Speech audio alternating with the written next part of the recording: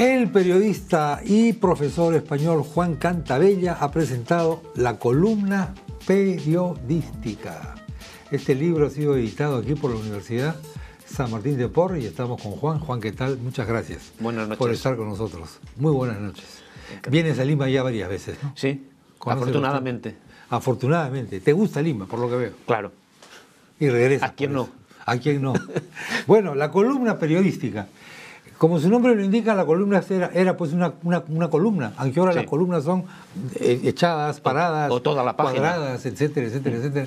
Cuando uno lee una columna, el lector, ¿qué es lo que busca en la columna? ¿Conocer al tipo que escribe la columna? Chema, supongo que cada uno buscará una cosa distinta. Pero evidentemente, escriban de lo que escriban, yo creo que el autor siempre deja mucho de sí mismo y el lector le gusta saber eso. Le gusta saber quién es él, Claro, quién es, claro. qué tipo de personaje es y todo eso, ¿no? Claro. ¿Hasta qué punto uno tiene derecho en una columna periodística a hablar de sí mismo? De vez en cuando. Bueno, si no se hace pesado, si no es para contar su dolor de muelas, puede hablar de sí mismo. En el fondo, todos hablamos de nosotros mismos. No claro. sabemos otra cosa. Exactamente. Por supuesto nos camuflamos con ideas y cosas, pero en el fondo estamos diciendo Claro. quiénes somos, ¿no? Claro. Interesante. ¿Y el sentido del humor ahora es importante en una columna? Siempre lo ha Siempre, sido, ¿no? Pero yo veo pocas columnas de humor. Pocas columnas de humor. En todo caso, ligeros toques en algunas de ellas. Pero en el siglo XIX había mucho artículo de humor en los periódicos y había muchos periódicos de humor. Eso yo creo que ha disminuido bastante, por lo menos en España, y me da la impresión de que también en Perú. También en el Perú, efectivamente. Ahora, hay mucha gente que escribe columnistas, pero que no necesariamente es un periodista, digamos, que es un intelectual o Sí. que es un escritor o lo que sea, y pone su artículo en forma No es indispensable. de columna. No es indispensable ser periodista. Ahora, escribir una columna tampoco lo convierte en periodista, digamos, ¿no? Tampoco. Claro. Tampoco. Un economista puede escribir una Exactamente. columna de economía, ¿por qué no? Si tiene facilidad para comunicarse con el público. Sí. Ahora, en el periódico yo creo que deben trabajar periodistas. En la opinión es diferente. Un artículo lo puede escribir un científico o lo puede escribir cualquier especialista. Una columna incluso también, pero no suele ser lo más normal, porque yo creo que a los que no son periodistas les falta esa constancia y saber que eso es estar atado a la columna, como el ecceomo. Exactamente. Y una columna es una joyita que tiene que tener una serie de cualidades para que atrape al lector y que haya gente que diga, lo que me interesa de ese periódico es la columna de fulano. ¿Qué dirá hoy? ¿Habrá amanecido molesto? ¿Se le habrá indigestado el desayuno? Etcétera. Hay mucha gente que sigue al columnista allá donde vaya. Sí, pues. Y se cambia de periódico. Claro, y los lectores van detrás. Depende de cómo es el columnista. Si es un columnista realmente bueno, entonces tiene una clientela asegurada. Claro. Y si es medio pesado, no dura mucho. Claro. No va a durar mucho, ¿no? Pero eso ocurre en todos los sectores y Exactamente. también en todos los medios de comunicación. Los programas duran lo que duran. Sí, pues. Usted lo sabe. Claro, el mercado te exige una cosa y si no la cumples vas a mancar, como decimos acá, Sí. en cualquier momento, ¿no? ¿Qué grandes columnistas admiras, Juan? Bueno, hay muchos en Perú, contarlos hay mucho columnista. sería imposible, ¿verdad? Sí. Y además, como soy extranjero, debo ser neutral. Tiene que ser neutral, claro. Pero digamos históricos, de la prensa española, por ejemplo. De la prensa española, lo que pasa que aquí no son conocidos, Sí. pero si quiere de todos modos que hablemos de peruanos, también puedo hablar de peruanos. Bueno, no, pues de un peruanos Guido sí, Monteverde o un Sofocleto, para ustedes han sido... Sofocleto en 2 columnas, ¿te acuerdas? Exacto, no me acuerdo, pero lo he leído. Y Guido Monteverde era un maestro de las palabras. Inventaba palabras. Sí. Era una cosa muy original. Absolutamente original. Lo que pasa que eso también llega un momento que cansa, se pasa, y a él le ocurrió algo parecido.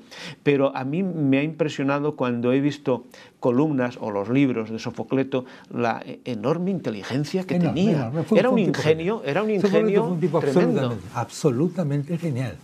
Y eso lo escribía todos los días.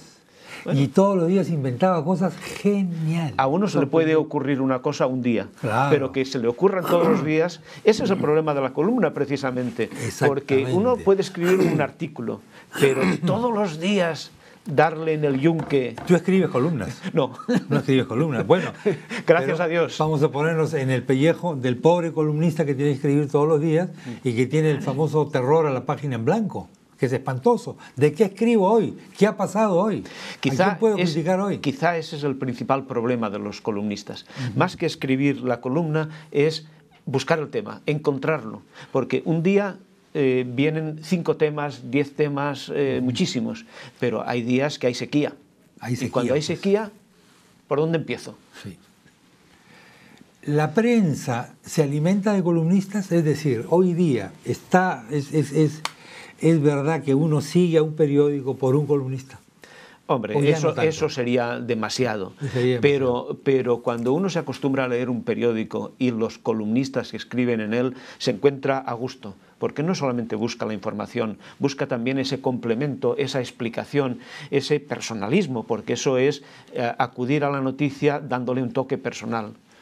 Toque personal, pero limitado, para que no sea esto un canto al ego tampoco, ¿no es cierto? Claro.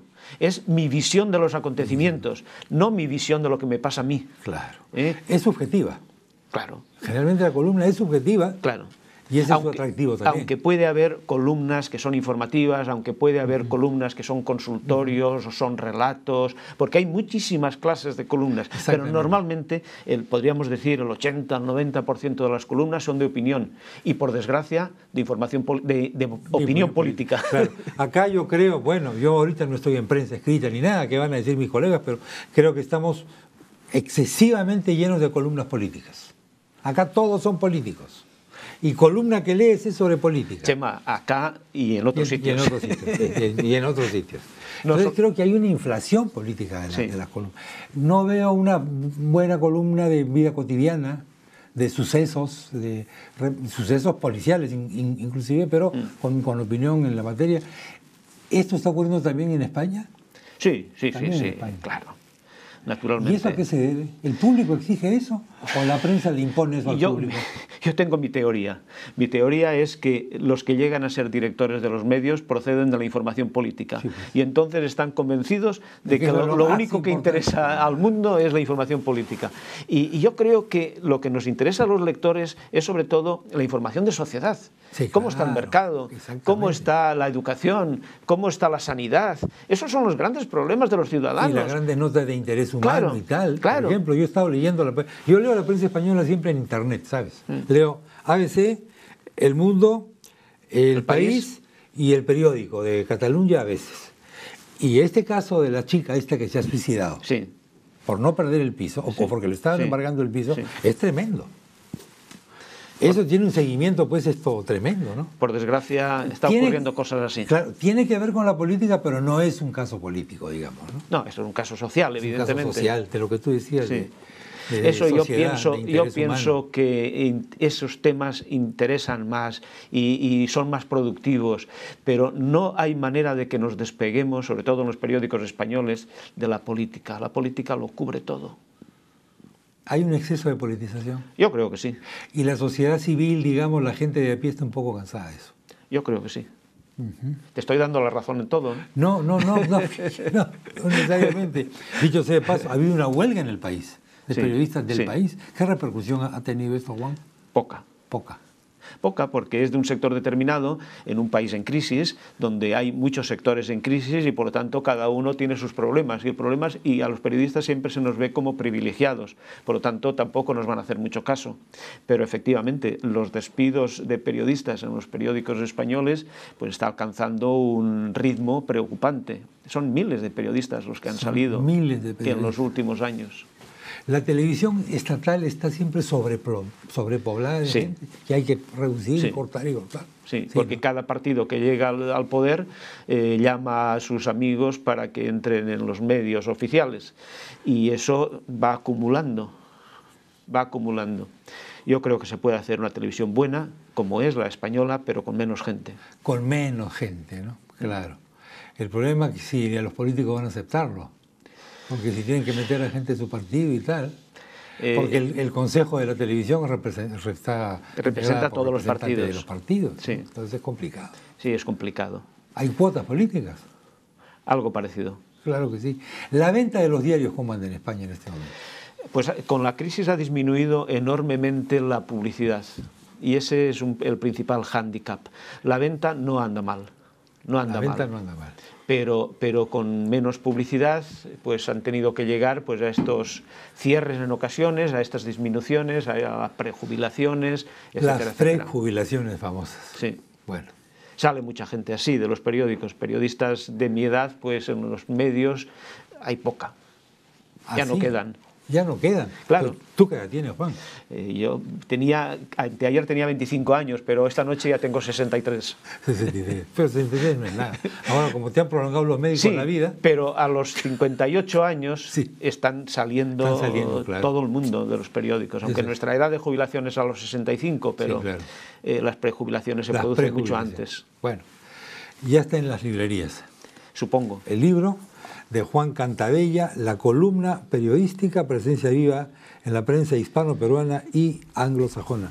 Fondo editorial de la Universidad San Martín de Porres. Ahí lo tenemos en la pantalla. Juan, muchas gracias. Gracias que a usted. sigas viniendo a Lima y que sigas viniendo al programa. Espero. Ha sido muy amable. Espero verle con más frecuencia. Claro que sí. Gracias, Juan. Don Juan Cantavella, valenciano, periodista, profesor y autor de este libro que me parece muy interesante para recuperar el sentido del gusto por la lectura.